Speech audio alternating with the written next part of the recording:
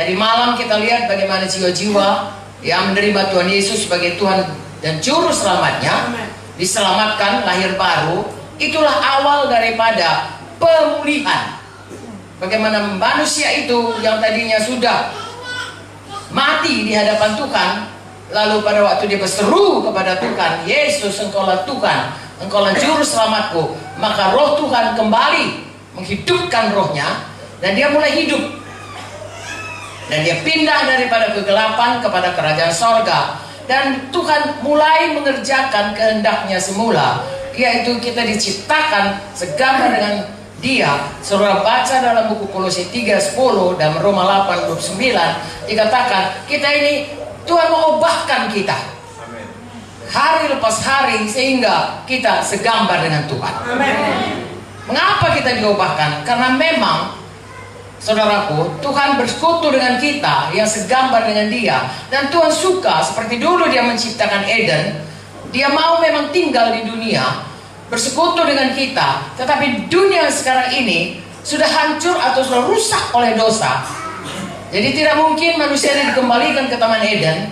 Lalu Tuhan buat rumah yang baru, bumi baru, langit baru, dan Yerusalem baru, tempat kita bersama dengan Tuhan. Jadi kita, saudaraku, tidak lagi kembali ke Eden untuk menggenapi rencana Tuhan. Satu waktu kita akan sama-sama di Yerusalem baru, bumi baru dan langit baru. Itulah rencana Tuhan. Dulu saya tidak tahu itu, saudaraku.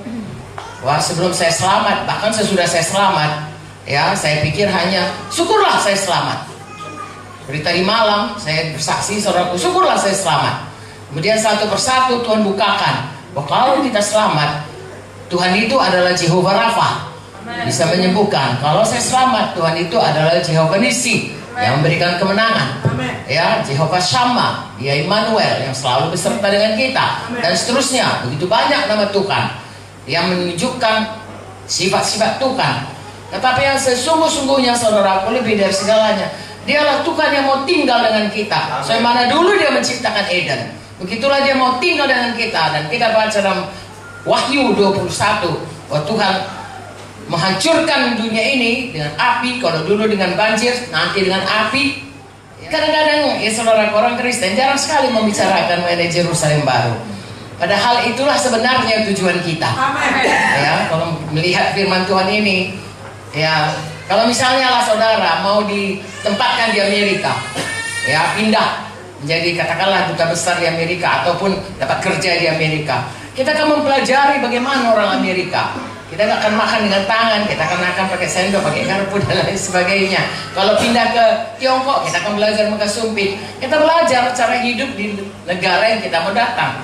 Kita akan ke Yerusalem baru. Mari kita belajar bagaimana sesungguhnya hidup orang-orang yang mau ke Yerusalem baru. Haleluya.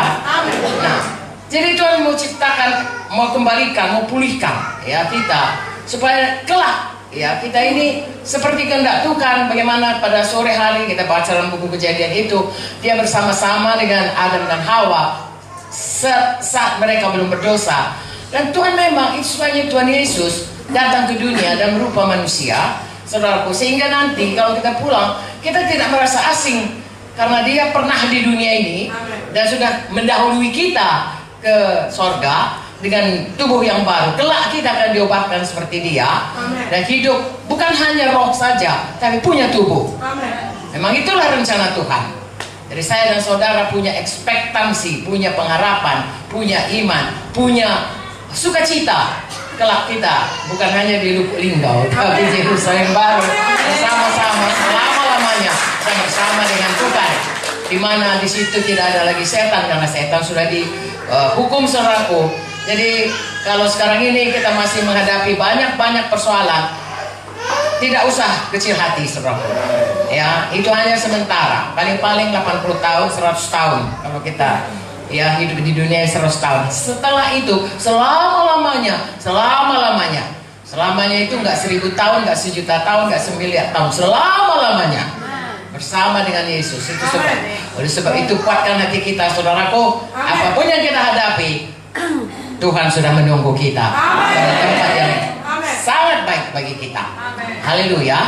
Jadi itu sebabnya sesudah seorang itu lahir baru, dia dikatakan dalam Injil Markus 16 ayat 15 dan 16, ya, beritakanlah Injil, jadikanlah semua bangsa muridku, tapi di bawahnya baptiskan mereka. Siapa yang percaya dan dibaptis, maka dia yang diselamatkan.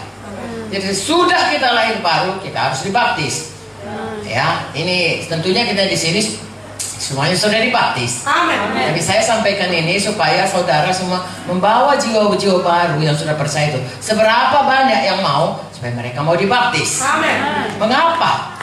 Karena kehendak Tuhan supaya kita itu berubah kembali menjadi segambar dengan Dia. Dimulai dengan proklamasi kita pada waktu baptisan. Karena waktu dibaptis kita memproklamirkan kepada dunia, kepada setan yang mau mengganggu kita selalu, dan kepada Tuhan yang kita sembah, bahwa kita menanamkan manusia lama dan bangkit kepada manusia baru di dalam Yesus. Jadi hari lepas hari kita berjalan dalam manusia baru.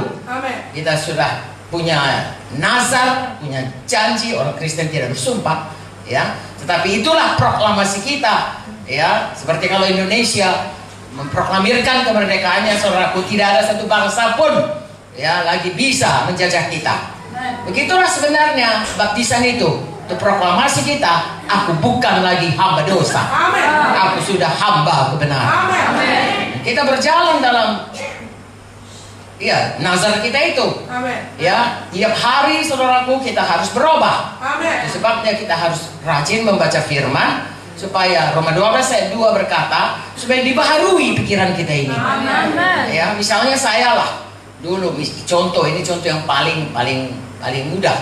Ya, sebelum saya lahir baru, saya berpikir saudaraku, ya, saya berkata, saya ini nggak mau ganggu orang, tapi saya jangan diganggu. Kalau saya diganggu sampai mati, aku nggak mau cakap sama kau. Jahat ya.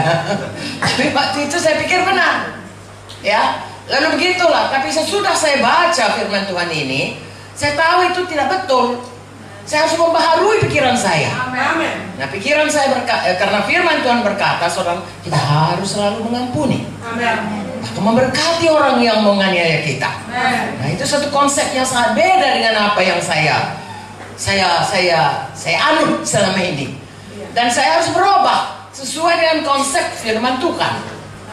Ya, saya harus berubah. Begitulah saudaraku hari lepas hari, sehingga hidup kita itu makin lama makin menjadi seperti Yesus. Karakter kita berubah, kodrat kita berubah.